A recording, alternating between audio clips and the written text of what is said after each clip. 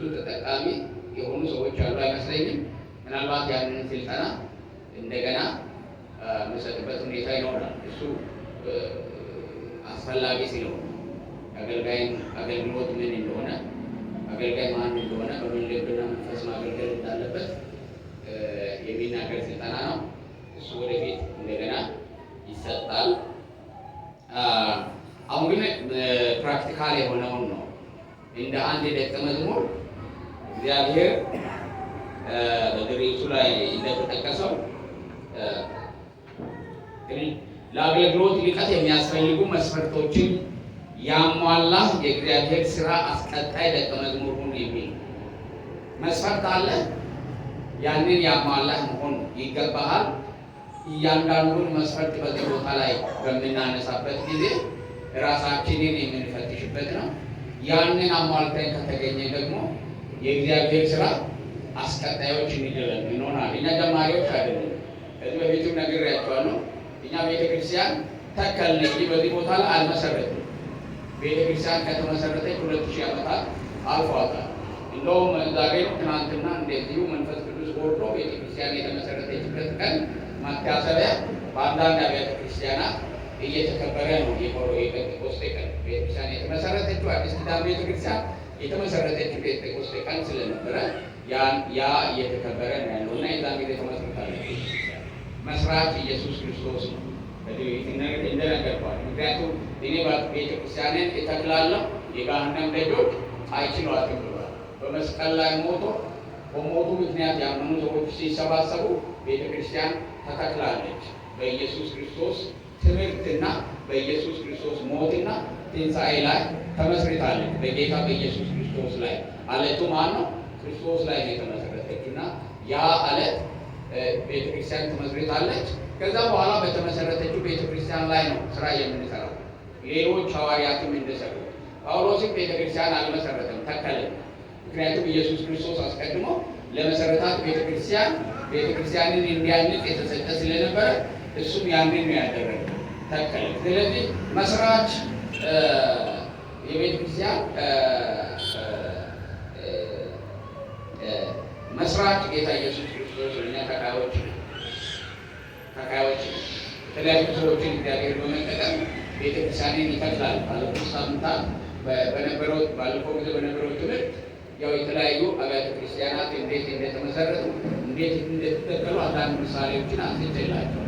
እኔ ሁለተኛ ጊዜ በምሰራበት ጊዜ ሪሊጅን ነው ያጠናል። ሃይማኖት ማለት አጠቃላይ ሪሊጅን ማለት ፕሮቴስታንት፣ ኦርቶዶክስ፣ ካቶሊክ፣ ባሃይ፣ ሌሎችም ምስራቃዊ እና የተለያዩ ቦታ ላይ ያሉ ሃይማኖቶችን አጠንቻለሁ እና ይህንን በማጠናበት ጊዜ እነዚህ ሃይማኖት መስራች አላቸው፣ ተካይ አላቸው። ወደ ፕሮቴስታንት ቤተክርስቲያን ሲመጣ በኢትዮጵያ ውስጥ የሚታወቁት ፍሮንት ላይን ላይ ያሉ ዋና ፊት ለፊት ያሉ አብያተ ክርስቲያናት እንደተመሰረቱ ታሪካቸው ጠጥፎ በአንድም ሆነ በሌላ ስለሚገኝ ጥናት አድርጌያለሁ። በመጀመሪያ እግዚአብሔር ራእዩን የሰጠው ለአንድ ሰው ከአንድ ሰው አማካኝነት ነው ቤተክርስቲያናት የተመሰረቱ። ለምሳሌ ቃልዮት ብትወስዱ ቃልዮት የተመሰረተችው ዶክተር ላሜድ የሚባል አንድ ሚሽነሪ፣ ያ ሚሽነሪ ወደ ኢትዮጵያ መጣ። አዲስ አበባ ዩኒቨርሲቲ ለኃይለ ሥላሴ መሰረተለት። ወንጌል መስበክ እንደሚፈልግ በጠየቀው ጊዜ ሰሜኑ ክፍል ሃይማኖተኛ ስለሆነ ሃይማኖት የሌለውን ደቡቡን ሄድና ይመክራሉ። ስለዚህ ጋሼ ኃይለ ሥላሴ ኢየሱስ ክርስቶስን ወደ ደቡብ ላኩ። እግዚአብሔር የተመሰገነ። ከዛም በኋላ መጥተው እዚህ ለመጀመሪያ ጊዜ የሰፈሩት አለታ ወንዶ የሚባል ቦታ ላይ ነው። አለታ ወንዶ ላይ የመጀመሪያ ቤተክርስቲያን የተመሰረተው ቦታውን ብሎ ያስታውሳል። እዛ ሆኖ ነው የመጀመሪያ ተጠማቂዎቹ የተጠመቁት እዛው አለታ ወንዶ። ከዛም በኋላ እዛ አካባቢ ያለው ሰው ልቡን ለወንጌል በደንብ በመክፈት ባለመቻሉ ምክንያት እነዛ ሚሽነሪዎች ወላይታና ወደ አምባታና ግያ እንደሄዱ የቤተክርስቲያን ታሪክ ይናገራል። እና የመጀመሪያ ተጠማቂዎች እዚህ ለተወዶ ላይ የተጀመሩ በዛ አይነት መልክ ነው። ቃልዮትን በ20 ሚሊዮን ሕዝብ ያላት ቤተክርስቲያን የተመሰረተችው። ሌሎችም እንደዚሁ ነው። መሰረተ ክርስቶስ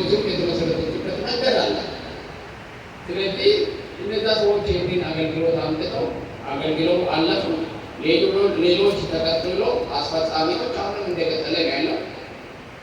እግዚአብሔር ደግሞ ለእኛም እድል ሰጥቶን ይቺ ቤተክርስቲያን በዚህ ስራ ላይ ተመስርታለች። የተመሰረተችው ቤተክርስቲያን ደግሞ አስፈጻሚዎች፣ ከዚህ በኋላ ያለው ራዕይ አስፈጻሚዎች እናንተ ስለሆናችሁ መሄድ የሚገባንን መንገድ እኛም ዩኒክ የሚያደርገን ለየት የሚያደርጉልን ነገሮች በሚገባ መረዳት አለባችሁና እዚህ ቤተክርስቲያን ስትገቡና ስትወጡ እዚህ ጋር የተለጠፉ ነገሮችን አንብቦ ቤተክርስቲያን አሁን እዚህ ጋር ነው ያለችው። የኛ ቤተክርስቲያን እዚህ ጋር እሴቶቹ አሉ፣ ቫልዩዎች፣ ትኩረት የምናደርግባቸው ነገሮች አሉ። ወደዚህ በኩል ደግሞ ራዕያችን፣ ዓላማና ተልዕኳችን በዝርዝር ተቀምጧል። በአማሪ ሁኔታ እንደገና ከአዳራሹ በሚመጥን መንገድ አሰርተን እዚህ ላይ እናደርጋለን። ሁልጊዜ የሚመጣ ሰው አባል የሚሆን ሰው ወደዚህ የሚተከል ሰው ይሄን ነገር በሚገባ አይቶ በቃ ይሄ ነገር ይስማማኛል ሲል ነው ወደ ቤተክርስቲያን የተጨመረው ለዛ ዓላማ ለመኖርና ለመኖር። ስለዚህ አሁንም እዚህ ቦታ ላይ እግዚአብሔር የጠራችሁ ወንድሞችና እህቶች፣ እኛ አልጠራናችሁ፣ እግዚአብሔር ነው ያመጣችሁ። እኛ እንኳን በሚጠራ ጥፋተኞች አይደለም። ሰዎችን ልንጠራ ነው የተጠራ ነውና እግዚአብሔር ጠርቷችሁ በተለያየ ሁኔታ መጣችሁ። በተለይም በሄልቲንግ ስልጠና ለመካፈል የመጣችሁ ሰዎች እግዚአብሔር በዚህ ሰዓት የሚያስተምረው ትምህርት ማግኘታችሁ በጣም እድለኞች ናቸው። የማይደገም ነው። ቢደገም እንኳን በዚህ አይነት መልክ በስፋት ሊመጣ ይችላል ብዬ ከዚህ በኋላ አላስብም። ለእኔም እናንተን አግኝቼ ይህንን ለአፍላ ወጣቶች ይህንን ማካፈል ለእኔም እድል እንደሆነ አያለውና ስለዚህ ለዚህ ለአገልግሎት ሊቀጥ ማለትም አገልግሎታችን እጅግ በጣም ስኬታማና ሰክሰስፉል እንዲሆን የተሳለጠ እንዲሆን ለዛ አገልግሎታችን ስንል የራሳችንን ግለሰባዊ አገልግሎት ማለት ነው። ያ እንዲሆን እግዚአብሔር ከኛ የሚፈልገው በእኛ ሕይወት ውስጥ ሊኖር የሚገባ መስፈርቶች አሉ። እነዛ መስፈርቶችን እያየን የነበር ነው። ባለፈው ያየ ነው። የመጀመሪያው ሁላችሁም እንደምታስቡት ጥሪ ማረጋገጥ ነው። ይህ ብዙ ቨሪ ኢምፖርታንት። አገልጋይ ሲባል ከጥሪ ጋር የተገናኘ ያልተጠራ ሰው ያልተጠራበት ቦታ ላይ ሲሆን ልክ በሮሮ ውስጥ እንደተሰነቀለ ሰው ወደታችን ሊጎርስ ወደ ላይም ሊጠፋ በማይችልበት ሁኔታ ጥፋት እንደሚሆን ስለሚሆን ያ እንድንሆን ያንን እንድንሆን አንፈልግም። ስለዚህ እግዚአብሔር የጠራንን ጥሪ ማወቅ መቻል አለብን። ጥሪ ማለት ደግሞ ከውስጥ የሚመጣ ልንቋቋመው የማንችለው እግዚአብሔርን ስፔሲፊክ በሆነ በተለየ ቦታ ላይ ለማገልገል ያለን ፍላጎት እንደሆነ ተመልክተናል። ይህንን ፍላጎት በውስጣችን የሚያስቀምጠው መንፈስ ቅዱስ ነው፣ እግዚአብሔር ነው። ያንን አድምጠን ደግሞ በዛ ፍላጎት ስንሄድ በምናገለግለው አገልግሎት ውጤታማ እየሆንን ስንሄድ እግዚአብሔር ለዛ አገልግሎት እንደጠራን እያወቅን እንሄዳለን እና ይሄ ጥሪን በሚመለከት በጣም በሚገባ ማጣራት መቻል አለብን። ብዙ ጊዜ ብዙ ሰዎች ጌታን ስለሚወዱ ነው ጌታን የሚያገለግል። ጌታን መውደድ እና ጌታን ማገልገል ሁለት የተለያዩ ነገሮች ናቸው። እግዚአብሔርን እንድንወድ ያስፈልጋል። አገልጋይም እግዚአብሔርን መውደድ አለበት፣ ተገልጋዩም እግዚአብሔርን መውደድ አለበት። በውስጣችን ያለው ግን የእግዚአብሔርን የመውደድ ስሜት ኢሞሽን የአገልግሎት ጥሪ አይደለም። የአገልግሎት ጥሪ በውስጣችን ያለ ግዴታና ኮሚትመንት ነው። በውስጥ ያለ ኮሚትመንት የማይለቅ የማይወጣ ያንን ካላደረግን የማይተው ነው። እግዚአብሔርን መውደዳችን እግዚአብሔርን መስለን እንድንኖር ያስገድደናል። ጥሪ ደግሞ ሌሎችን እንድናገለግል ፑሽ የሚያደርገን ነው። ይህን ሁለት ነገር መለየት መቻል አለብን። ጥሪንና ፍቅር፣ ለእግዚአብሔር ያለንን ፍቅር፣ ለአገልጋዮች ያለንን ፍቅርና ጥሪን መለየት አለብን። ጥሪ ሁል ጊዜ ከውስጥ የሚመጣ ኢምፐልስ ነው፣ ለማገልገል። ያንን በደንብ መለየት መቻል አለብንና በውስጣችን የሚሰራ የሚፈልገውና የሚገፋፋን ነገር እሱ እግዚአብሔር በውስጣችን ያስቀመጠው ነው። የእግዚአብሔር መንፈስ ያስቀመጠው ነው። ከውጭ የሚገባ እስካልሆነ ድረስ በማየት ለምሳሌ አንዳንድ ጊዜ ኳይር አገልጋዮች እዚህ ጋር አምረው ደምቀው እዚህ ቦታ ላይ ሲቆሙ ዝም ብለው እዛ ጋር የተቀመጡ ልጆች እድሜያቸው ወጣት ሆነ ወይም ልጃገረዶች እንደዚሁ መታየት የሚፈልግ ሰው እዚህ ጋር ወጥቼ ይሄንን ኳይር ተቀላቅዬ እኔ በቤተ ክርስቲያን ውስጥ ማገለገል ያ ማገለገል ከምትለዋ ነገር የመጣችው ከምንድን ነው? ከእይታ ነው። አንዳንድ ጊዜ እንደዚህ መድረክ ላይ ሰው ወጥቶ ሲያገለግል የዛ ሰው አገልግሎት ስኬታማ ሆኖ ሰዎች አገልግሎቱን ተቀብለውና ተጠቃሚ ሆኖ ለዛ ሰው ለአገልግሎቱ የሚሰጡትን ፖዚቲቭ የሆነ መልካም የሆነ ምላሽን በማየት ያንን መልካም የሆነውን ምላሽና ለመውሰድና ተሰሚ ለመሆን የመፈለግ ፍላጎትን ሊፈጠር ይፈጠራል። ከዛ የተነሳ ወደ መድረክ ለመምጣትና ለማገልገል ሰዎች ሊፈልጉ ይችላሉ። ከዛ የተነሳ ያንን በማየት ኤክስተርናል የሆነ ማለት ነው ውጫዊ አይደለም፣ ውጫዊ የሆነ ነገር በማየት ወደ አገልግሎት ሰዎች ሊመጡ ሊገፋፉ ይችላሉ። እነዚህ ሁሉ ውጫዊ የሆኑ ገፊ ነገሮች ናቸው። ክብር፣ ዝና፣ ስም፣ እነዚህ አይነት ነገሮች የሚፈለጉ ይሄ ሰልፍ ስቲም፣ ሰው ሁሉ ጊዜ መደመጥ፣ ሰው ሁሉ ጊዜ መሰማት፣ በሌሎቹ ዘንድ ተቀባይነት ማግኘት ፍላጎት አለው ናቹራሊ። ያንን ፍላጎት ሳቲስፋይ ለማድረግ አገልግሎትን እንደ ሚንስ ለመጠቀም የመፈለግ ጉዳይ ሊኖር ይችላል። ምክንያቱም አገልግሎት የበለጠ ክብር ይገባቸዋል ተብሎ ስለተጻፈ ክብርም አለው እና ያንን የሚፈልጉ ሰዎች ሊኖሩ ይችላሉ። ኤክስተርናል ነው እሱ። ነገር ግን ከእግዚአብሔር የሚጠራ ክብር ከውስጥ ነው የሚጀምረው። እነዚህ ነገሮች በሌሉበት ሁኔታ ነው የሚጀምረው። ሰው በሌለበትም ሆነ ባለበት በመከራም ሆነ በችግር እግዚአብሔርን የማገልገል ከውስጥ የሚመጣ ፍላጎት ነው ያ ጥሪ የሚባለውና ያንን ጥሪ በደንብ መለየት አስፈላጊ እንደሆነ እንመለከታለን።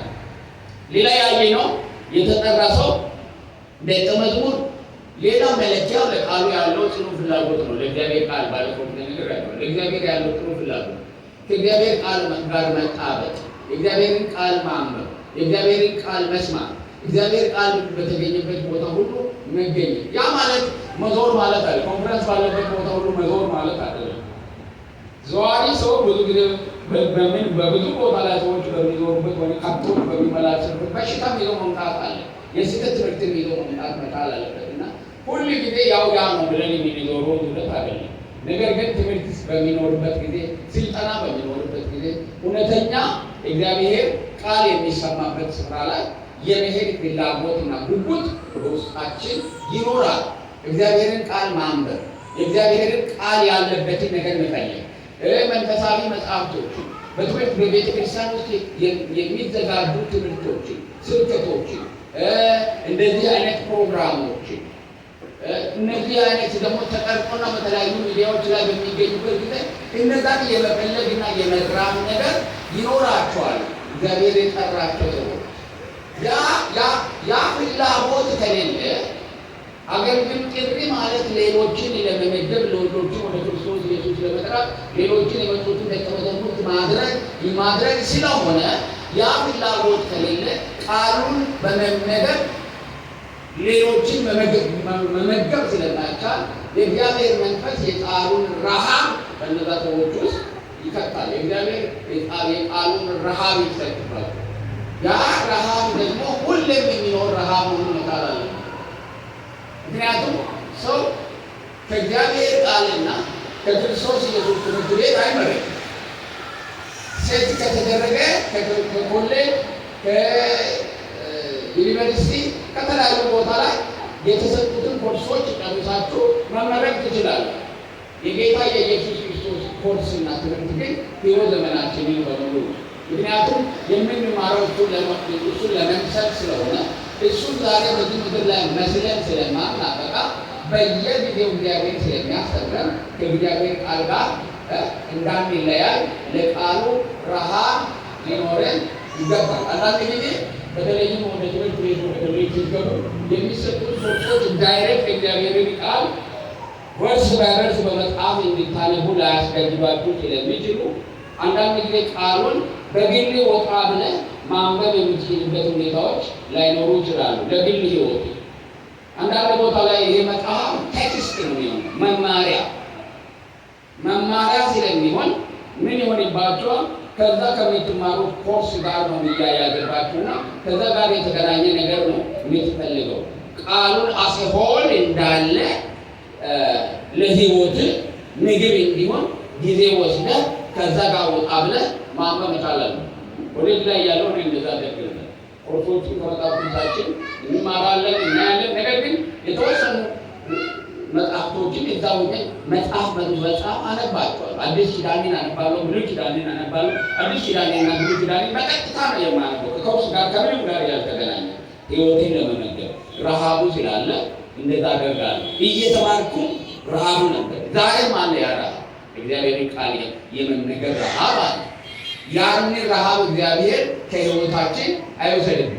ያንን የምንራብ ከሆነ እንበላለን። በበላን ቁጥር ግን አንጠግብም። ምን እንሆናለን? መልሰን እንራባለን፣ መልሰን እንበላለን። በበላን ቁጥር ደግሞ ለሌሎች የምናካፍለው ነገር ይኖረናል። ሰዎች በተሰበሰቡበት ቦታ ላይ አናፍርም።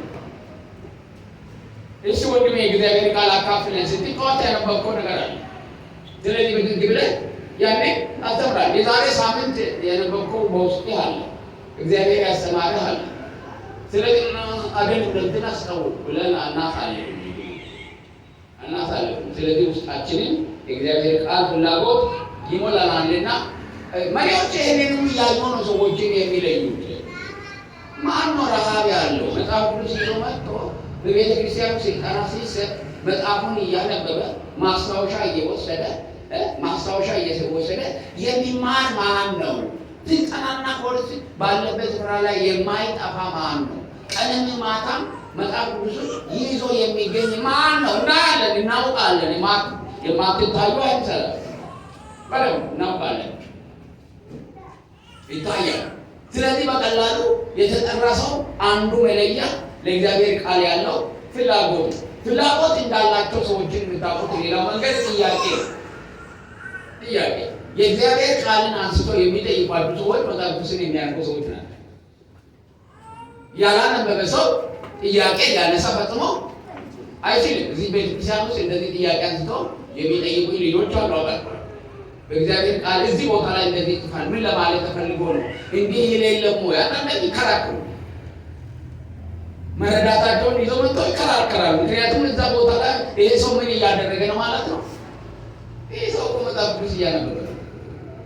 ያስ በሚያነብበት ጊዜ ለዛ ሰው ደግሞ ካለበት ሁኔታ እግዚአብሔር የሰጠው መልእክት አለው።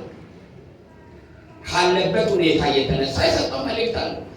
ከኔ ጋር በሚነጋገርበት ጊዜ ግን የሚያገኘው ያነሳውን ክፍል ተርጉሜ ነው ማስረዳው። ስለዚህ በጊዜው እሱ ከተቀበለው ነገር የተለየበት ይችላል፣ ሊለይበት ይችላል። ምክንያቱም ያንን ቦታ ሰው ኦብዘርቭ ነው ያደረገው፣ አልተረጎመውም። መንፈስ ቅዱስ ደግሞ ያንን ቦታ ተጠቅሞ ለዛ ሰው በጊዜው ለነበረው ጥያቄ መልስ ሰጥቶታል። ያ ማለት ትርጉም ማለት አይደለም። ለማለት የፈለግኩት እንደዚህ የሚያደርጉ ልጆች እንዳሉ እናውቃለንና ረሃብተኛ ናቸው። እነዛ ሰዎች እግዚአብሔር የጠራቸው ናቸው፣ ያድጋሉ። እንደዚህ አይነት ሰዎች ሲኖሩ ደግሞ በደንብ እንዲበሉ ልክ በአገልግሎት ውስጥ አልፈው አገልግሎታቸው እግዚአብሔርን ቃል መሙላት እንዳለባቸው ሲያሳያቸው፣ ጉድለታቸውን ሲያሳያቸው በቀጥታ በተገቢው መንገድ ስርዓት ባለው መንገድ ትምህርት ቤት ገብቶ እንዲማሩ ፑሽ እናደርጋለን፣ ሰፖርትም እናደርጋለን። ያንን የሚያመጣው ደግሞ የእነሱ ምንድን ነው? ግፊትና የእግዚአብሔር ቃል ፍላጎት ነው። ሌላው ያው ያነሳሁላችሁ ለተጠራ ደቀ መዝሙር ለቃሉ መረዳት ጥሪው አንዱ አይዘባረቅም። በጣም የሚገርመው ነገር የተጠሩ ሰዎች የእግዚአብሔርን ቃል በስርዓት ስለሚያነቡት በአውዱ ውስጥ የመረዳት ብቃትን መንፈስ ቅዱስ ይሰጣል። ምክንያቱም እግዚአብሔር እያዘጋጀ ነው ያለው። እግዚአብሔር በራሱ መንገድ መጽሐፍ ቅዱስን የሚያነቡትን ለአገልግሎት ያዘጋጃቸዋል፣ ለራሳቸውም ሕይወት ለሌሎቹ። ስለዚህ ቃሉን በተገቢው መንገድ የመረዳት ችሎታ አላቸው። የቃሉ እውሮች አይደሉም። ሰይጣን የዚህን ዓለም ሰዎች እንጂ ያሳወረው ክርስቲያኖች ጋር ያ ስልጣን የለውም። ስለዚህ ጌታ ኢየሱስ ክርስቶስ ደግሞ ያመኑትን ሁሉ አእምሯቸው ምን አድርጓል? ከፍቷል። ለምን? ለእግዚአብሔር ቃል ከፍቷል። ያን ነገር መጽሐፍ ቅዱስ ማንበብ አትፍሩ። መንፈስ ቅዱስ ማንበብ የምትችሉ ሰዎች ሁሉ እግዚአብሔር አእምሯችሁን የከፈተ አእምሮ አላችሁ። አእምሮ የተከፈተ እንዳላችሁ የምታውቁት ስታነቡ ነው። አማርኛ የምትችሉ በተገቢ መንገድ የአማርኛ፣ ሲዳምኛም የምትችሉ በደንብ በተገቢ መንገድ ሲዳምኛ መጽሐፍ ቅዱስም አለ። በደንብ አንብቡ። ስታነቡ ምን ያህል እኔ እንደዚህ ይገባኛል እንዴ እስከምትሉ ድረስ ልትደነቁ ትችላላችሁ። እኛ ፕሮቴስታንቶችን ልዩ የሚያደርገን ይሄ ነው። ሌሎች የሃይማኖት ተቋማት ብዙ ጊዜ መጽሐፍ ቅዱስን ተራ ምዕመን የሚሏቸው ሰዎች፣ እኛ ጋር ተራ ምዕመን የለም። ሁሉ የማን ነው? ሁሉ የክርስቶስ ኢየሱስ ካህን ነው። የሁሉም ክህነትን ነው ፕሮቴስታንት ወይም ወንጌል አማኞች የምናምነው። በዛ የማያምኑ አብያተ ክርስቲያናት አሉ። ህዩድ የሆኑ አብያተ ክርስቲያናት አሉ። ምዕመኑን ክሌርጂና ሌይቲ ብሎ የሚለዩ ምን ማለት ነው? ተራ ህዝብና አገልጋይ ብሎ የሚለዩ ማለት ነው። ስለዚህ ተራው ህዝብ እኛ ነን እንጂ ልናስተምረው የሚገባው መጽሐፍ ቅዱስን በራሱ ማንበብ የለበትም ብሎ መጽሐፉንና እግዚአብሔር ለሰው ልጆች ሁሉ የሰጠውን ደብዳቤ የእግዚአብሔር ቃል እንዳያነቡ ብሎ አድርገውባቸዋል። ከዛ የተነኛ ጋርቤጅ የሆነ ከዚህም የመጣ ከየትም የመጣ ሲታነቡት አሳፋሪ ነገር የተሞላበት ነገር ሁሉ እግዚአብሔር ቃል ነው ብሎ እንዲያምኑ አድርጓቸዋል። አጨልመውባቸዋል። እግዚአብሔር የሰጣቸውን ስልጣን ምን አድርጓል? ከእጃቸው ነጥቀዋል። የፕሮቴስታንቶቹ ትልቁ እምነትና ለምእመኑ አድቫንቴጅ የሆነው የሁሉም ምእመን ክህነትና ለሁሉም የእግዚአብሔርን ቃል ማንበብና መረዳት ወደ እግዚአብሔር በራሱ መቅረብና ሌሎችን ማቅረብ እንደሚችል ማመናችን ስለሆነ የእግዚአብሔርን ቃል የመረዳት ችሎታ አለ። መጽሐፍ ቅዱሳችን ውስጥ ቃሉን ለሚሰሙና ለሚያሰላስሉት ኢየሱስ ክርስቶስ አእምሯቸው ከፈተላቸው ይላል አይደል? አዲስ ኪዳን ላይ አእምሯቸው ከፈተላቸው። አስተማሪ እኮ የሚያስተምረው የሰው አእምሮ ምን እንዲሆን እንዲከፈት ነው። ነገር ግን ኢየሱስ ክርስቶስ አስቀድሞ ዋናው አስተማሪ ከከፈተልኝ በከፈተ አእምሮ ላይ ይሄን አስገባው። አሜን አሜን። አስገቡት፣ አንብቡ፣ በጣም መስናንቡ ምን ያህል ጠቃሚ እንደሆነ ትረዱታል። መጽሐፍን ስታነቡ ከዚህና ከዛ ወደዚህ አይደለም። ሙሉ መጽሐፍ ነው። ሙሉ መጽሐፍ አዲስ ኪዳንን አንድ መጽሐፍ ወስዳችሁ አንብቡ፣ አንድ ሳምንት። በሚቀጥለው ከብሉይ ኪዳን አንብቡ። የሚፈራ መጽሐፍ የለም። የጻፈው መንፈስ ቅዱስ ስለሆነ ጸሐፊው ደራሲ እናንተ ውስጥ ነው ያለው። ደራሲው እኮ አለ አብራችሁ እኮ። እኔ አሁን መጽሐፌን አሳትማለሁ አልኩ አይደል? መጽሐፉን ብቻ ነው የምታነቡት፣ እኔን አታገኙም። ጥያቄ ቢኖርባችሁ እኔ ማስረዳት አልችልም። ቤተ ቃል መጣችሁ በስተቀር። ይሄንን ግን ደራሲውን ታገኙታላችሁ። እሱ አብሮ ነው ያለው። ማን? መንፈስ ቅዱስ ቃሉን የሰጣችሁ። ክብር ለእግዚአብሔር ይሁን። ስለዚህ የከበረ መጽሐፍ ስለሆነ ከመጽሐፍቶች ሁሉ በላይ ስለሆነ ለዚህ ቃል ፍላጎት ሊኖረን ይገባል። እኔ ደስ ይለኛል። አሁን ምሽት ላይ አንዳንዶቻችሁ ከመስሪያ ቤት ሊመጣችሁት ይህንን 4 ቀን በሙሉ እየተመላለሳችሁ ስትመጡ ያስገድዳችሁ ማንም የለም። የእናንተ ጓደኞች በየሻይ ቤቱ ካፌ ሆነው ሰሞኑን ትኩስ ፖለቲካዎች አሉ ቁጭ ብለን ማውራት የምንችልበት የዚህ ሐዋሳ አካባቢ አይደል? ሞቅ ያለ ፌስቡኩም ሌላውም አለ።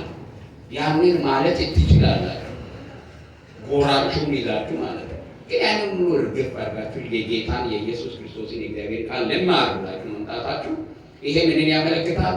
ፍላጎት እንዳላችሁ ያመለክታል። በተከታታይ ስልጠና አልገባኝም ቤቶ የሚያስተምረው ጊዜ ለምን አጥፋለሁ ብላችሁ አለመቅረታችሁ ደግሞ አእምሯችሁን ከፍቶ እግዚአብሔር እውቀትን እየሰጣችሁ እንደሆነ ለእኔ ማመልከታ ነው። ክብር ለእግዚአብሔር ነው። እሺ፣ ለእግዚአብሔር ክብር ይሁን። ሌላው ለተጠራ አገልጋይ ለተጠራ ደቀ መዝሙር ቃሉን የማስተማር ስጦታ ወይም የጥሪ አንዱ አመልካች ነው። ማስተማር ስጦታ፣ ማስረዳት ስጦታ። ትናንትና ብዙ ምሳሌዎችን ነግሬያቸዋለሁ። እኔ በጌታ ቤት ልጅ በነበርኩበት ጊዜ ለነገሩ ያው እኔ ተናጋሪም ስለነበር የዛን ጊዜ ለፍላፊ ማለት ነው ብዙ ነገር ያው የማሳቅም የመናገርም ነገር ስለነበረኝ በዓለም ላይ ያለው ያ ችሎታ ጭምር ነው መሰለኝ አብሮ የመጣውና ወደዚህ ወደ ቤተ ክርስቲያን በመመጣበት ጊዜ ከዛ ከስጦታው ጋር ተደምሮ ያነበብኳትን ነገር ሁሉ ጊዜ ከሰዓት በኋላ ለእነሱ ስለማስተምር እኔ ወደ ቤተ ክርስቲያን ጋር ፋክተው የወሰዱ ልጆች ሁሉ ሳይቀሩ ቁጭ ብለው ይሰማሉ ወይ ብለው ነው የሚሰሙት። እና እኔም ደግሞ አላፍም። ከዛም ከዛም ያነበብኩትንም ትቼ ለመናገር እጓጓለሁ። እንደውም ጉጉት ይሆንብኛል አንዳንዴ። ያው የዛን ጊዜ ተቀጣጥረ በረጅም ነገር እንጂ በቀላሉ እንደዛሬው ስልክ ተደዋውለ በሞባይል የምትገናኙበት ሁኔታ አልነበረም እና ስንገናኝ እንደዛ ነው እና ይማራል። ከዛ በኋላ ያወራሉ ሌሎቹ እሱ እንደዚህ አድርጎ እንዲተናግረው ተሼ እንዲህ አድርጎ ተሼ ጋር ቁጭ ብለን ስናወራ ሲነገር አንስቶ ተሼ ይላል። ከኔ ተምረዋል ማለት ነው። ስለዚህ የተማሩ ሰዎች በዙሪያችን ሲኖር ሌሎቹም እንደዛ ሲሰሙ ያለው አስተማሪ እንደሆነና ችሎታ እንዳለው መለያ ምንድን ነው መለያው ሲባል ከፓስተር ብርሃኑ የተማርኩት ነገር አለኝ የሚል ሰው መኖር አለበት። የተማርኩት ለራሴ ያስቀረውት አለኝ ከሱ የሚል ሰው ከሌለ ያ ሰው አስተማሪ አይደለም። መለያ እሱ ነው። ጌታ እሱን ተጠቅሞ ህይወትን ምን አደረገው? መስመር አስያዘው፣ አቃናው፣ መንገድ አሳየኝ። በዚህ ጉዳይ ላይ የተበራራ እውቀት እንዲኖረኝ ያደረገው እቴሌ ያስተማረው ትምህርት ነው፣ የሰበከው ስብከት ነው ነገሬን የለወጠው።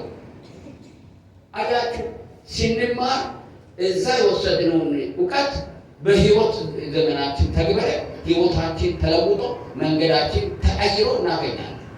እዛው ተቀጣጥለን የምንጥለው ከሆነ እሱ ጋር ቤት ስሜትን መመገብ። ትምህርት ስሜትን አይደለም፣ ምን ነው? አእምሮን፣ እውቀትን ነው፣ ኖሌጅን ነው፣ ኢንተሌክትን ነው። ዘጋ ነው የሚመጣው። ስንቀበል፣ ስንረዳ፣ ሲገባንና ስናምን ወዴት ይመጣል? ወደ ልባችን እምነት ይሆናል ማለት ነው። በአእምሮ እናውቃለን፣ በልባችን እናምናለን፣ በእጆቻችን ደግሞ እንሰራለን፣ ተግባራዊ እናደርጋለን። እዚህ ጋር የሚገባው ሰይጣን አእምሮ ይፈልጋል፣ ሰው አእምሮ ይፈልጋል። ሚዲያዎች በሙሉ የሰዎችን አእምሮ ስቶርም ለማድረግ ነው ይፈልጋል፣ እዚህ ጋር ኮንትሮል ለማድረግ። ባለፈው ጊዜ እንደነገርኳችሁ አእምሮ ከተቀጣጠርኩ በኋላ ችግር የለብንም። እኔ በጣም ይገርመኛል። አንዳንድ ሰዎች እንደው እጅግ በጣም ጥቅጥቅ ብሎ ሚዲያ ላይ ያለው አስተማሪ ነው እክሌ ተብሎ የሚያስተምረው ትምህርት እኔ በእግዚአብሔር ቃል ሲመዝነው ጋርቤጅ ነው፣ ለሰዎች የማይጠቅም ነገር ነው። ምንድን ነው ታዲያ እነዚህ ሰዎች ይህንን ሰው እንዲከተሉ ያደረጋቸው ብዬ ግራ ይገባኛል። ምንም ነገር የለም። ለካ የንግግር ችሎታና ብቃታቸውና ቅላጤያቸው የሰዎችን አእምሮን አድርጎ ተቆጣጥሯል። ስለዚህ ሱስ ሆኖባቸው የዛ ሰው ንግግር፣ አነጋገር ከዚህ የተነሳ ያንን ፊድ ለማድረግ ነው የሚከተለው። ከዛ ያለፈ ህይወታቸው የሚያንጽ ነገር የለም። አመፀኛ በአመፁ፣ ትዕቢተኛው በትዕቢቱ፣ ተንኮለኛው በተንኮሉ እየቀጠለ ግን እዛ ጋር እንደ ኔም ኦፍ መንፈሳዊ ህይወት እዛ ጋር መሰብሰቡን እንደ ኤክስኪውዝ ይቅርታ እየቆጠረ ለህይወቱ በማይጠቅም ነገር ላይ ሲያሳልፍ አያለሁ። በተለይ ወጣቶች፣ በተለይ ከተሜዎች ሚዲያ ላይ ኢንተርቴንመንት ውስጥ የነበሩ ሰዎች መዳናቸው ሳይታወቅ የተጠመቁበት ውሃ እንኳን ከላያቸው ላይ ሳይደርቅ ከፀጉራቸው ላይ ሳይራጋ ከት ብሎ አገልጋይ ሆኖ ታገኙታል። አላጋጠሟችሁ? ዘፋኝ ነበሩ። ከች አልደረቀም። አይደለም የጌታ ነገር ገብቷቸው በርቶ ግማሾቹ በጠመቃቸው እንኳን አይታወቅም። በዛው ሚዲያ ተመልሰው ኢየሱስ ጌታ ነው በሚል ኢንትሮዱስ መግቢያ ነች። ኢየሱስ ጌታ ነው ሲል አሜን የምትል ስላለች ማለት ነው። ከዛ በኋላ እሱን የትናንትናውን ነገር ነው የሚከተሉ፣ ያንን ነው የሚከተሉ። ግን ለዛ ሰው ህይወት የሚሆን ነገር ቀርቶ እነሱ እንኳን በስርዓት አላደጉም። ክርስትና ጴንጤነት አሁን የአርቲስቶች የቲክቶከሮች የቲክቶከሮች የድራማ ሰሪዎች እየሆነ ነው አይደል? እዚህ ሀገር እንኳን እዚህ ቲያትር ላይ የሚሰራ ሰውዬ ወንጌል ሲሰብክ ሲያወሳ መጣላ ድረሱ ሲባል ሰምቻለሁ። ከሚጆ እንደዳነ እንደተጠመቀ የትኛው ቤተክርስቲያን ሪኮግኒሽን እውቅና እንደሰጠችው አይታወቅም። የዛን ጊዜ ምድረ ጴንጤው ድሮም የበታችነት ሲሰማው የነበረ ያ ሰው ሲመጣ በዓለም ላይ ያለ ሰው ሁሉ የዳነ ይመስለዋል። የበላይነት ይሰማዋል። ይሄ ትራምፓሊዝም የሚባል ነገር አለ። ውድድር የታባቱ እንትና ከዛች ቤተክርስቲያን ወጥቶ እኛ ጋር መጣ። ለሱ በቃ አሸናፊነት ነው። እግዚአብሔር ዘንድ የአንድ ሰው መዳን ነው። ሰው እዚህ ሜዳ ላይ ካለው ሰው የተለየ በእግዚአብሔር እይታ ነገሮችን ስለማናይ ለሰዎች የሚሰጠው ግምት የተዛባ ከዚህ የተነሳ የጴንጤ ሁለት አለው። አስመሳይ ጴንጤና እውነተኛ ጴንጤ ብለው እንደውም ቃላቶች አሏቸው። በጣም በአራድኛ የሚናገሯቸው ምክንያት ቸርች እየሄደ ትንሽ የሚወሳስልና ግግም ያለ ገገማ ጴንጤና አርዴ ጴንጤ፣ ገገ ጴንጤና አርዴ ጴንጤ። ሌሎች የትኛም ቦታ ላይ ሲመጣ ሰንበትና እሑድ ላይ እዛ ይገኛል። በጣም ሪላክስ የሆነ ለጨቅ ያለ ጉባኤ ባለበት 50-60 ሺህ ጉባኤ ባለበት አንድ ሰው የሚያስተምር ከሆነ እንዴት አድርጎ ደቀ መዝሙር ነው? ደቀ መዝሙር እኮ የሰዎችን ሕይወት አይን በአይን እያየ እኮ አስተምረህ ሕይወት መለወጣቸውን ነው የሚታየው። አንድ ሰው የቱንም ያህል ጀግና ቢሆን ከ50 ሰው ወይ ከ60 ሰው በላይ ማወቅ አይችልም። 70-80 ሺህ የሆነ ህዝብ ሰብስበህ አስቀህ አዝናንተህ ልትሸኝ ትችላለህ። ሳቄና ማዝናኛ በየጊዜው እየመጡ አንተ ጋር እንዲስቁና እንዲዝናኑ ልታደርግ ትችላለህ። ግን ደቀ መዝሙር ማድረግ ፈጽሞ አይቻልም። ያ ህዝብ በመከራ ቀን የሚቆምበትን የእግዚአብሔርን ቃል በውስጡ ስላልተከል ጎርፍ ይዞት ይሄዳል። ጌታ እንዳላቸው ቤቶች ማለት ነው። አሸዋ ላይ የተተከለ ቤት አለ፣ አለት ላይ የተሰራ ቤት አለ። ዝናብ ዘነበ፣ ጎርፉ መጣ፣ አሸዋ ላይ የተዘራውን ቤት ይዞት እርግ። አለት ላይ የተሰራው ቤት ጎርፍ አልመታውም እንዴ? ዝናብ አልመታውም እንዴ? ወደቀ? አልወደቀም። ለምን? አለቱ ላይ ስለተተከለ፣ በዛ ላይ ስለተሰራ። አለት ላይ የተሰራን ክርስቲያኖች ልንሆን ይገባል። አለቱ ደግሞ ኢየሱስ ክርስቶስ ነው። በኢየሱስ ክርስቶስ ላይ የምንሰራ ደግሞ ይሄንን ቃል በተገቢው መንገድ ስናውቅና ስንረዳ ስለሆነ ስናስተምር የንግግር ችሎታን አይደለም የማስተማር ችሎታ እየረበይበት የእግዚአብሔርን ቃል ኤክስፖዝ በማድረግ በመግለጥ ለሰዎች ሊገባ በሚችል መልኩ ቀለል ባለ መንገድ ተግባራዊ እንዲያደርጉ በእጃቸውና በአእምሯቸው መስጠት ማለት ነው። ያ ችሎታ አላቸው። ሌላው ለተጠራ አገልጋይ ቃሉን ማስተማር ጥሪው ብቻ ሳይሆን ለተጠራ አገልጋይ ፍቅር የጥሪው አንዷ መልካች ነው። ዛሬ አዲስ ፍቅር ከዚህ በፊት ሲነግራችሁ የአገልግሎት መሰረት ፍቅር ነው ብያለሁ አይደል? ታስታውሳለህ? ደቀ መዛሙርት እናደርጋለን፣ በእግዚአብሔር ቃል እንንከባከባቸዋለን። ከውጭ ያለውን ደግሞ ስንወድ ደግሞ ምን እናደርጋለን? ክርስቶስ ኢየሱስን ለነሱ እንመሰክርላቸዋለን። የፍቅር ስጦታ የሆነው ኢየሱስ ክርስቶስን እንመሰክርላቸዋለን። ሰው ኃጢአተኛን ሰው ካልወደደ በስተቀር እውነተኛ ምስክርነት ሊሰጥ ፈጽሞ አይችልም። ትናንትና የቤተ ክርስቲያንን ዓላማ ነግሬያቸዋለሁ አይደል? አንደኛ ወንጌልን ለዓለም መስበክ ነው። ሁለተኛ የዳኑትን ደቀ መዝሙር ማድረግ ነው። ሶስተኛ ደግሞ የክርስቶስን ፍቅር በስጦታ ለተቸገሩት ራሳን ቤተክርስቲያን በማካፈል ክርስቶስን መግለጥ ነው። ይሄ ፍቅር ከሌለ በስተቀር ቤተክርስቲያን ሊታደርግ አትችልም። ስለዚህ አገልጋዩ ምን ሊኖረው ይገባል? ፍቅር ሊኖረው ይገባል። በፍቅር የሚታወቅ መሆን መቻል አለበት። ለአገልግሎት የተጠራ ደቀ መዝሙር ለጥሪው ለእግዚአብሔር እና ለሚያገለግላቸው ሰዎች የሚፍለቀለቅ ፍቅር ያለው መሆን አለበት። ጥሪውን መውደድ አለበት።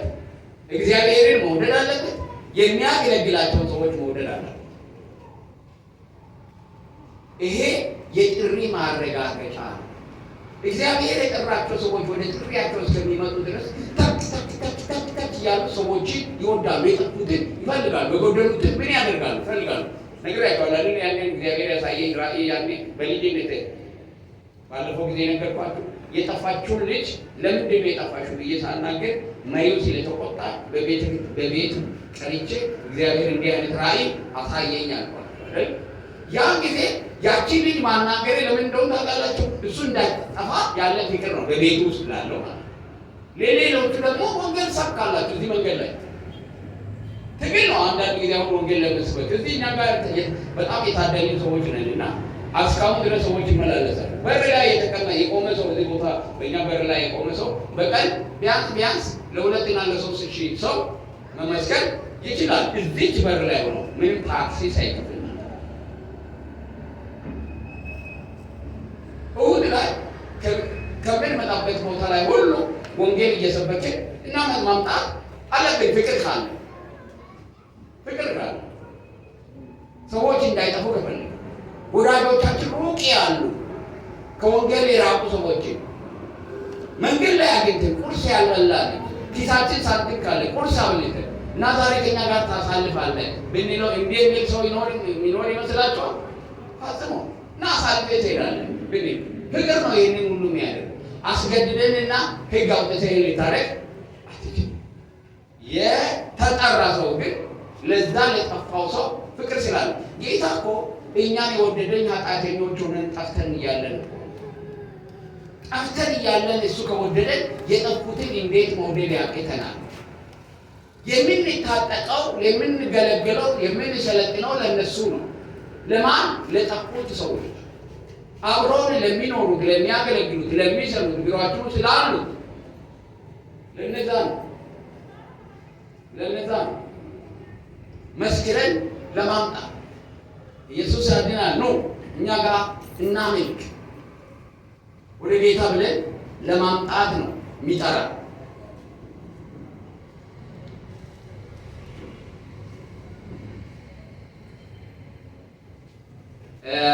ስለዚህ ፍቅር የጥሪው መለኪያ ነው። ጥላቻ አይደለም፣ ሐሜት አይደለም፣ ትችት አይደለም፣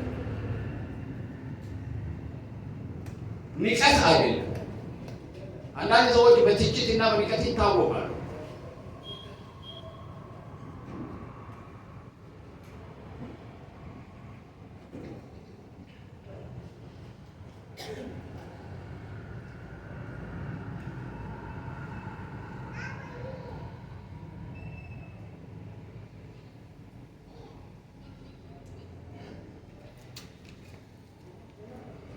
ስለዚህ ፍቅር የጥሪ አንዱ አመልካች ነው። በረጅም የቤተ ክርስቲያን ታሪክ ውስጥ ከእግዚአብሔርና ከሚያገለግሏቸው ሰዎች ይልቅ ለስልጣን፣ ለኃይልና ለጥቅም ፍቅር የነበሯቸው በርካታ ሰዎች እንደነበሩ ከታሪክ እንረዳለን። በተለይ ከቤተ ክርስቲያን ታሪክ ለምን ፍቅር ከሰው ይልቅ ለስልጣን፣ ለንዋይና ለኃይል፣ ለስልጣን ፍቅር ያላቸው ሰዎች አሉ። ሰው ጉዳያቸው፣ አገልጋይ ጉዳያቸው፣ ምዕመን ጉዳያቸው ያልሆነ ስልጣናቸውን፣ ክብራቸውንና ስማቸውን፣ ዝናን የሚፈልጉ የዛን ዘመን ሰዎች ጥቂት ሊሆኑ ይችላሉ። ዛሬ ግን እጅግ በጣም የበዙ በአይን የምናያቸው በእጅ የሚዳስሳቸው ሰዎች ዛሬም አሉ። ይህ ችግር ያለፈ የቤተክርስቲያን ችግር ብቻ አይደለም። ዛሬም ባለችው የክርስቶስ ቤተክርስቲያን ጎልቶ የሚታይ ችግር ነው። የተጠራ ደቀ መዝሙር እግዚአብሔርን ብቻ አይደለም መውደድ ያለበት ሰዎችንም ጭምር እንጂ። በመሰረቱ አገልግሎት በዋናነት ስለ ሰዎች ነው። አንድን ሰው ሌሎችን እርሱን መሰል ሰዎችን የማይወድ ከሆነ እርሱ ለአገልግሎት የተጠራ አይደለም። መሰል ሰዎችን የማይወድ ከሆነ ሰው ሲድን ደስ የማይለው ከሆነ ሰው ሲመጣ ፊቱ የሚያኮሳትር ከሆነ አንዳንድ ሰዎች እንደሱ አይነት አሉ። በቤተክርስቲያን ራሳቸው ብቻ መኖር የሚፈልጉ ቤተክርስቲያንን ለጥቅም ስለሚፈልጉ የሚመጣ ሰው ጥቅማቸውን የሚጋራባቸው የሚመስላቸው እንቅፋት የሚፈጥሩ ሰዎች አሉ። ፍቅር የሌላቸው ለሚድኑ ሰዎች፣ ለሚመጡ ሰዎች፣ ለአዳዲስ ሰዎች ፍቅር የሌላቸው ሰዎች አሉ። አንድ ሰው ለሌሎቹ እርሱን መሰል ሰዎች የማይወድ ከሆነ እሱ የተጠራ አይደለም። ኢየሱስ ሰዎችን የሚወድ እንደመሆኑ መጠን በስሙ የሚያገለግሉ ሁሉ ደግሞ ሰዎችን የሚወዱ መሆን አለባቸው። እነዚህ እዚህ ላይ እየተነጋገርን ያለነው ስለ ስሜታዊ ፍቅር አይደለም። ፍቅር ሁለት አይነት ነው። ኢሞሽናል የሆነ ፍቅር አለ። ይሄ ከእንትን ጋር የተገናኘ ከሪሌሽንሽፕ ጋር የተገናኘ ከግንኙነት ጋር የተገናኘ ነገር ግን እያልን ያለነው እውነተኛ ፍቅር የውሳኔ የዲሲሽን ፍቅር ነው። ዲሲሽን ሜክ አድርገን ኮስታራ ኮምጣጣ ፍቅር ማለታችን ነው። ስሜት አይደለም። ለሌሎች ዋጋን ለመክፈል ፍቃደኛ ከልብ መሆንን ነው ፍቅር እያልን ያለ ነው። ኢየሱስ እንደዛ ስለወደደ ስለዚህ ይልቁንም ጌታ እንዳደረገው ለሌሎች መስዋዕትነትን የሚያስከፍል የሌሎችን ድካም በትዕግስት ለመሸከም የሚያስችልና እግዚአብሔር በሌሎች ሕይወት ስራ ሲሰራ በጉጉት የማየት የመፈለግ ፍቅር ነው። በቅናት ማየት አይደለም። እግዚአብሔር ሰዎችን ሲያሳድግ፣ ሲለውጥ፣ ሲሰራ ሲታይ እግዚአብሔር አምላክን የሚያመሰግንና ለማየት ሁልጊዜ የሚፈልግ ማለት ነው። ሰዎች ሲሳካላቸው እጅግ በጣም ደስተኛ የሚሆን ማለት ነው። አንዳንድ ጊዜ እንደሱ አይነት ፍቅር ጎሎ ያለው በወንድሞቻቸው አብሮ የሚያገለግሏቸው ሰዎች ስኬት ላይ ደስተኛ የማይሆኑ ያንን ደስታ የበለጠ አብሮ ሴሌብሬት ለማድረግ ልባቸው የማይፈቅድ ሰበብ አስባብ ፈልገው ከዛ ደስታ የሚርቁ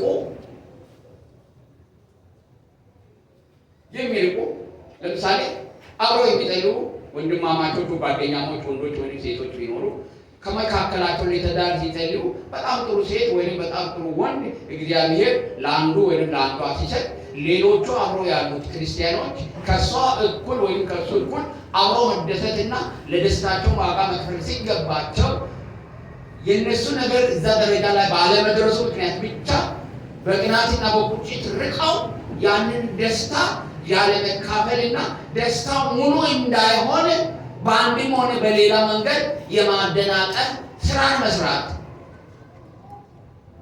የተጠራ ሰው ባህሪ ያለ ያ ስጋዊነትን ያለመለወጥን ያለማደግን የሚያመለክት ደግሞ ኤክስተርናሊ ወጥቶ እግዚአብሔር የጠራቸው ሰዎች ያዩታል፣ ይታዘቧቸዋል። አለመለወጣችን መለኪያ ነው የሚሆነው። እንደዚህ አይነት ነገር ያ ፍቅርን አያመለክም። የተወዳ ሰው ቢኖር እንኳን ጉዳቱን ትቶ ለዛ ሰው አብሮት ቆሞ ደስታው መካፈል መቻል አለበት። በሐዘን ጊዜም እንደዛው ማለት ነው። ያ ፍቅርን የሚያመለክት አይደለም። እርስ በርሳችን በዚህ በክርስቶስ ኢየሱስ የዳንን በአንድ መንፈስ የተጠመቅን ከአንድ የሕያው የእግዚአብሔር ቃል የተወለድን ቀርቶ በዓለም ውስጥ ያሉትን ሁሉ እንድንወድ ኢየሱስ ክርስቶስ እንደወደደ እንድንወድ ተጠርተናልና ይሄ ፍቅር አንዱ መለኪያ ነው። ፍቅር ከሌለው ያ ሰው የተጠራ ሰው አይደለም። ሌላው የተጠራ ሰው ትህትና ሁሚሊቲ ምንድነው?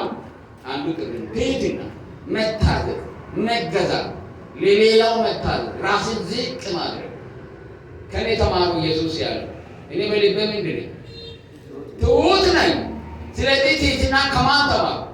ከኔ ተማሩ። ምን ሁኑ? ትሁት ሁኑ። ትህትና አሮጋንት የሆኑ እንደ ኔም ኦፍ አገልግሎት ቤተክርስቲያንን የሞሉበት ዘመን አሮጋንት ምንድን ነው? በሲዳምኛ ይቻ የሚባለው ሶል ያስመስላል። ያ ጽድቅ አይደለም።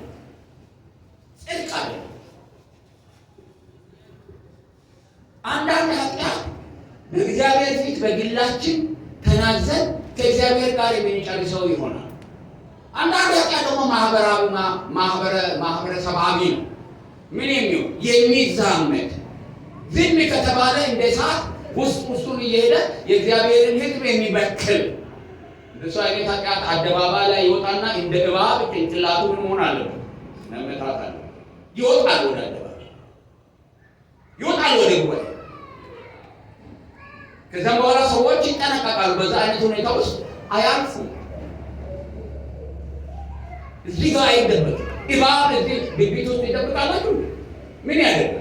ይነድፋል። ኃጢአትም እንደሱ ይነድፋል። የምትሸሽገው ከሆነ ስትገልጥ ኃጢአትን እንደውም ገለጦት አይደል እንደ እግዚአብሔር ቃል ለምን መሰላል? ሲሸፈን ይተላልፋል።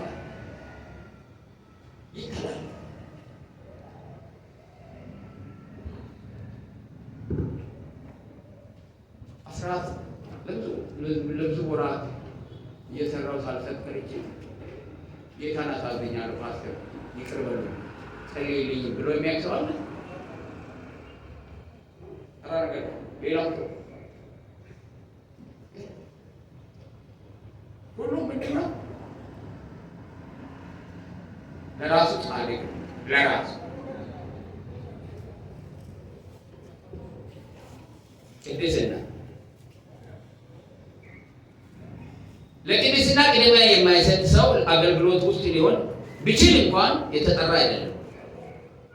ይቅርና አገልጋይ ሁላችንም የተጠራነው ለቅድስና ነው። መጽሐፍ ቅዱሳችን የሚናገረው እሱ ነው።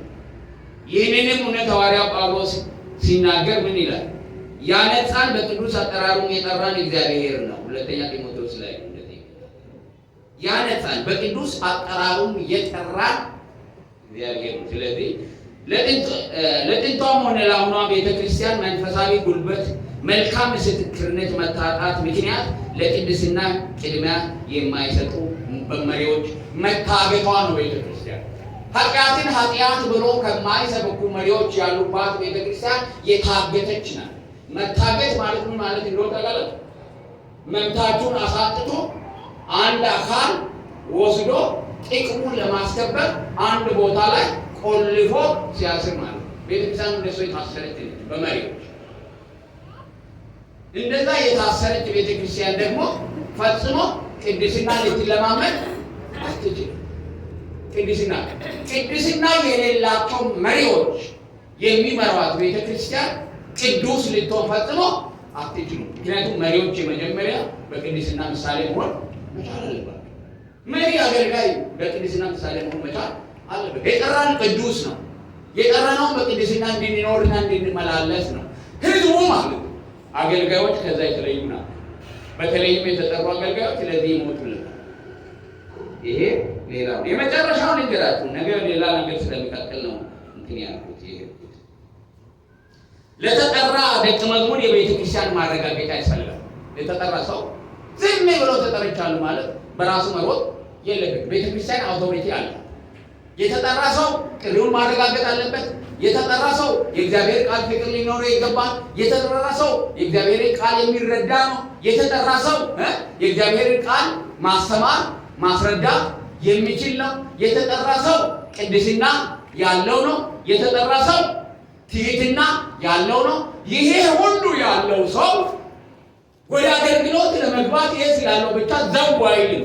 ቤተ ክርስቲያን ለማረጋገጫ ልትሰጠው ይገባል።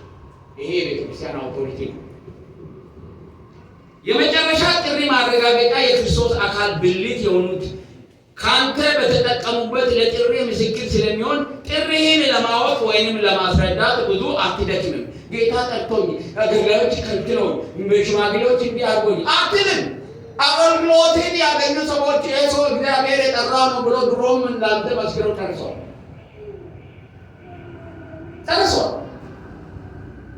ይህ ተጠቃሚው ነው የሚመሰክር። በጾምና በጸሎት አይደለም የሚለየው። ጌታ ሆይ እንዴት ነው የተጠሩ ነው ሜዳ ላይ ታይቷል። ባለፈበት መንገድ ባገለገለው አገልግሎት ሰው ሁሉ ይሄን ሰው ምን እግዚአብሔር ጠርቶታል።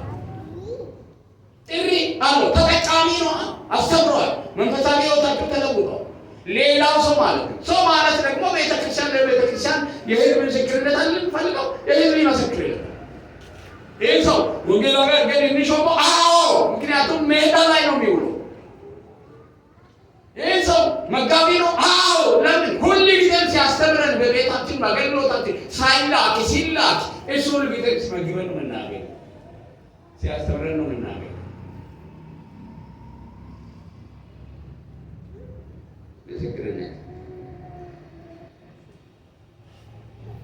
በጣም የሚገርማችሁ ነገር አንድ ምሳሌ ይገራል። ለምሳሌ ጳውሎስ የተጠራ መሆኑን ባርናባስ ስለሚያውቅ የኢየሩሳሌም ቤተክርስቲያን ጳውሎስን ፈርታ መቀላቀል በመፍራቷ ምክንያት ጳውሎስ ተስፋ ቆርጦ እቤቱ ሄዶ ቁጭ አለ።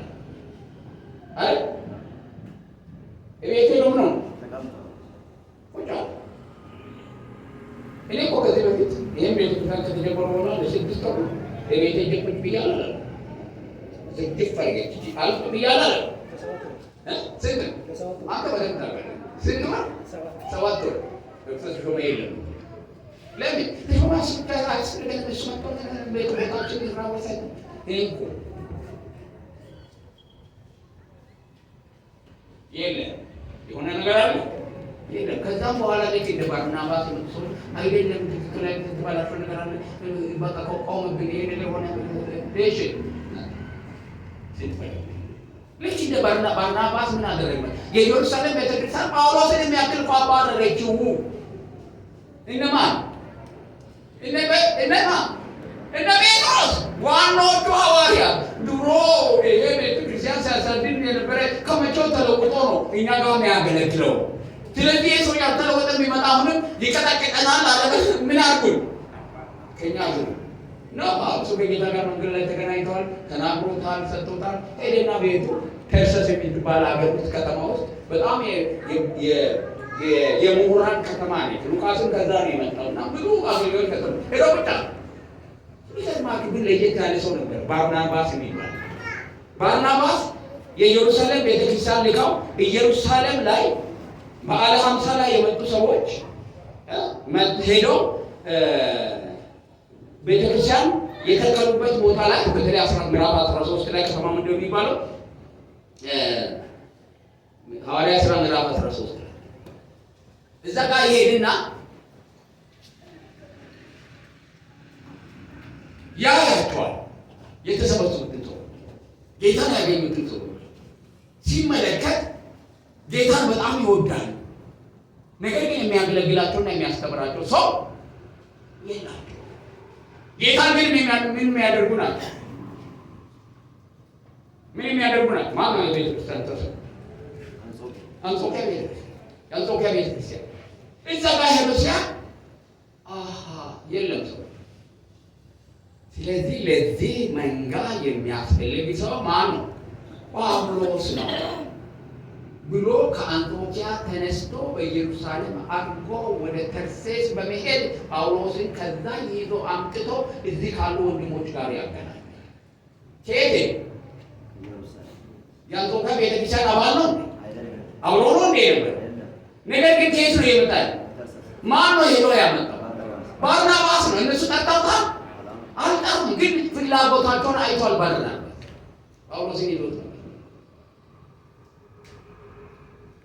ባርናባስን ይዞ ሲመጡ እዛ ያሉት አገልጋዮች ደግሞ ጳውሎስን ምን አደረጉ? ተቀበሉ። አንዳንድ አሮጋንት ሰዎች አሉ። አገልጋይ እግዚአብሔር ሲያመጣ የማይቀበሉ ይሄ ታውቃለህ። አሮጋንት እኔ አንድ ነገር ሰምቻለሁ ሰሞኑን ይህ ማንን አይተው እንደሆነ አላውቅም። እዚህ ቤት ውስጥ የነበሩ ሰዎች እኛ እዚህ አገልጋዮች ስንት ዘመን የታሸን እያለን እነሱ ከውጪ አገልጋይ እያመጡ ነው። አይደለም እኛ አይደለም ሰዎች ራሳቸው መጥተው እኛም ሄደን መንፈስ ቅዱስ እንደ ባርናባስ ካላከን እናመጣለን። ለዚህ ቤት መጽሐፍ ቅዱሳዊ መሰረት አለን። ይኸው በራሱ እናመጣለን። እኔ አመጡ ባርናባስ ማንን አመጡ? ጳውሎስን አመጡ። ጳውሎስ ወደዛች ቤተክርስቲያን ባይመጣ ኖሮ የዛች ቤተክርስቲያን አድጋ በዓለም ላይ የተመሰረተው የጀንታይልስ ወይም የአሕዛብ ቤተክርስቲያናት ሊስፋፋ የሚችልበት መንገድ አልነበረም። ስለዚህ ኢየሱስ ክርስቶስ የማንን ልብ አነሳት? የባርናባስን ልብ አነሳት። ባርናባስን ምን አደረገ? አመጡ። ባርናባስ አመጡ እዛ። ከዛም በኋላ ጳውሎስ ከባርናባስ ጋር አገለገለ። ከዛ በፊት ባርናባስ እና ጳውሎስ ወደ መንፈስ ቅዱስ ለጠራኋቸው ስራ እነዛው ሰዎች ላይ ሁሉኛል እኔ ነኝ የጠራሁት። ድሮም ሰው ይጠራል። ቤተክርስቲያን ግን ምን አላት? የመለየት ስልጣን አላት። እውቅና የመስጠት ስልጣን አላት። ስለዚህ መንፈስ ቅዱስ ሳይቀር ወደ ቤተ ክርስቲያን ነው የመጣው። ከእነሱ ጋር ደርሷል። መንፈስ ቅዱስ ጥሪያችንን ያረጋግጥልናል ብለናል አይደል? ጨርሷል። ከአንተ ጋር ያለውን ጉዳይ ጨርሷል መንፈስ ቅዱስ። አሁን በቀጥታ ወደ ማን ነው የሚመጣው? ወደ ቤተ ክርስቲያን። ስለዚህ ቤተ ክርስቲያን ለቤተ ክርስቲያን ተናገራት፣ ለዩልኝ እነዚህ ሁለቱም ሰዎች ሃሌሉያ እግዚአብሔር ይመስገን። ሰው እግዚአብሔር አስነሳልን አላሉ። ቀስ ብሎ እንደገና ተንበረከኩና መንፈስ ቅዱስ የሚትለው ነገር ካንተ ዘንድ ነው። ጾሞ እኮ ካንተ ዘንድ ነው። አሁን መንፈሱ ምን አለ? አሁን ስለዚህ ከዛ በኋላ ጾሞ እጃቸውን ጭነው ምን አደረጉ? ሸኟቸው። ዛሬ ወንጌል እኛ ጋር ደረሰ።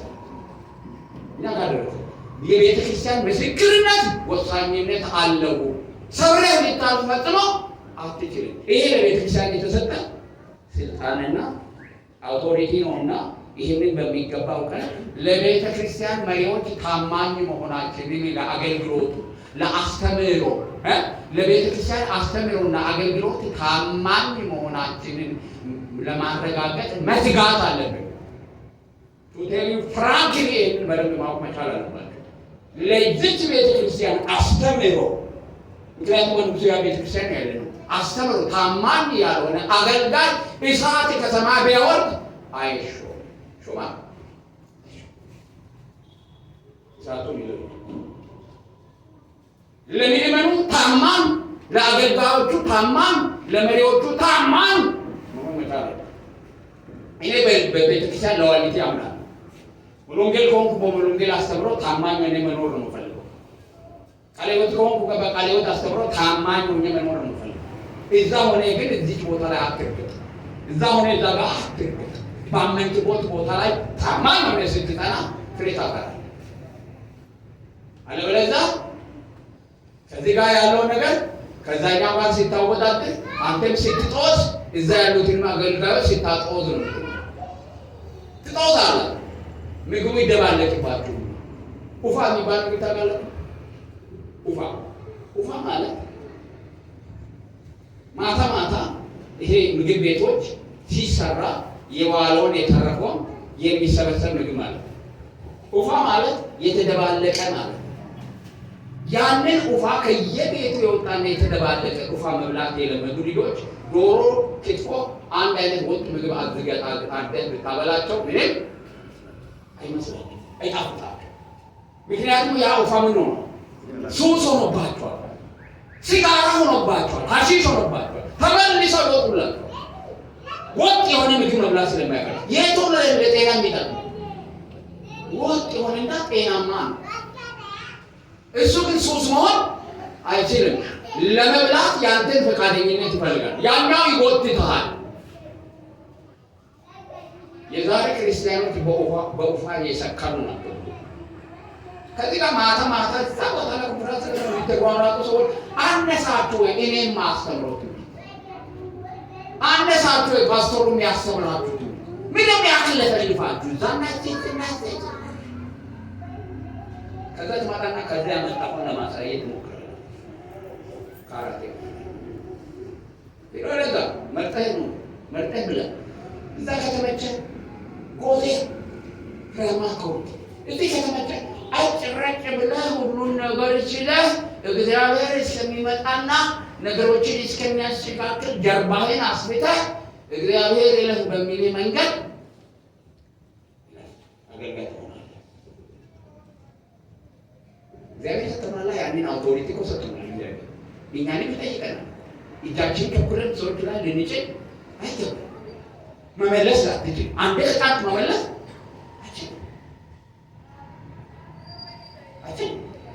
ምስክርነት የቤተክርስቲያን ምስክርነት ወሳኝነት አለው።